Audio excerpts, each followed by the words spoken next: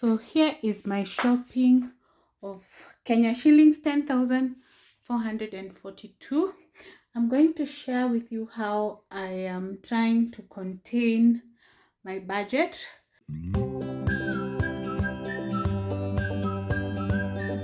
In today's video, we're going to talk about effective ways of planning for your groceries. Leave a comment down below with how you plan for your groceries.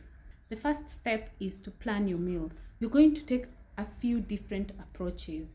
Number one, you're going to list down the ingredients so that you know what to shop for. Number two, you're going to check what is in your pantry so that you don't buy unnecessary ingredients and you also don't stock up things that you already have in stock. Number two, set your budget. Of course, you need to know how much you can be able to afford for your groceries for you to shop. Why? Number one, if your budget is constrained, you'll know you need to assess which things you're going to leave out and what you must buy. Number one. Number two, you will consider the option of going to the market instead of shopping from your local shop, because most likely you get some better discounts in the market. If you watched our previous video, maybe a few videos ago, that happened to me actually. I saved a whopping 500 for just going to the market, and my transport was not even 500. So I can't say it's like it was balancing. So it's also a very important factor to look at, because you do not also want to eat like a billionaire while you can afford basic meals.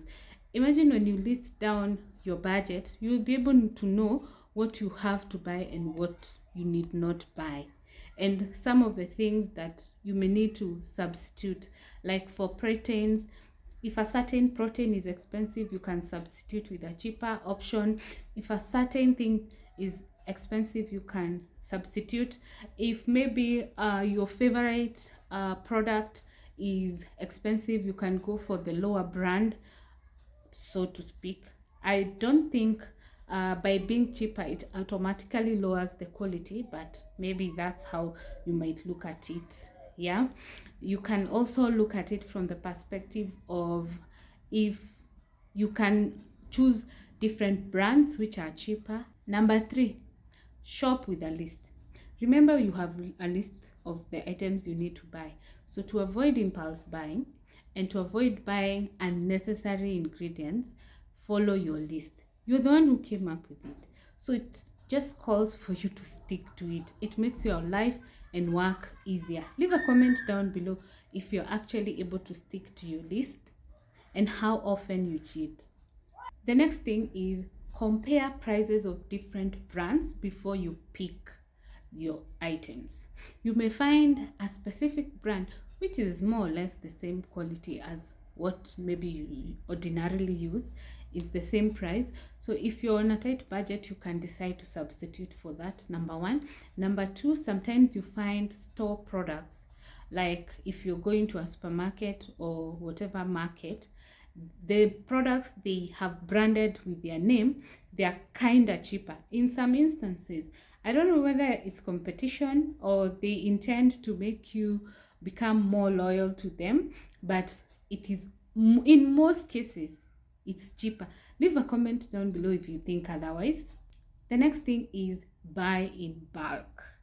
Buy as much as you can and ensure you have proper storage so that they don't go bad. Do not overstock what you cannot, you don't have capacity to keep, and do not just buy for the sake of buying just because it's in bulk. Just ensure you buy what you need. Do not overstock. I have to emphasize on do not overstock.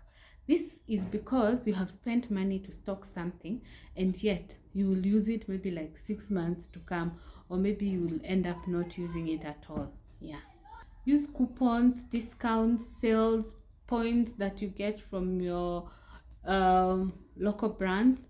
This will help you in making a saving, but we said you have to be sure that the offer they're giving you is not, I insist, the price they're giving you is not the normal price with the brand, with the sale label. Okay, so make sure you know the price of the product before you put it in your basket, so that you're certain whether it's a saving or not. The next thing is avoid wasting food. Number one, cook enough food. Do not pile up food in the fridge. Number two, store leftovers properly and use them as soon as possible, so that you don't find yourself with a whole fridge of I don't know what that cannot even make a combo. Number three, make sure the leftovers that you have left, you can modify them. I mean, you don't have to have complex menus, complex meals. You can just modify what you have.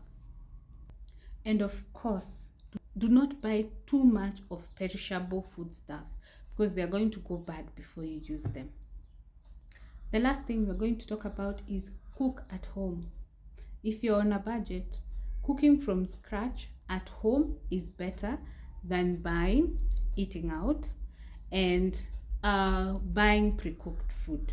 Yeah, leave a comment down below with any other suggestions of how you can plan for your groceries effectively.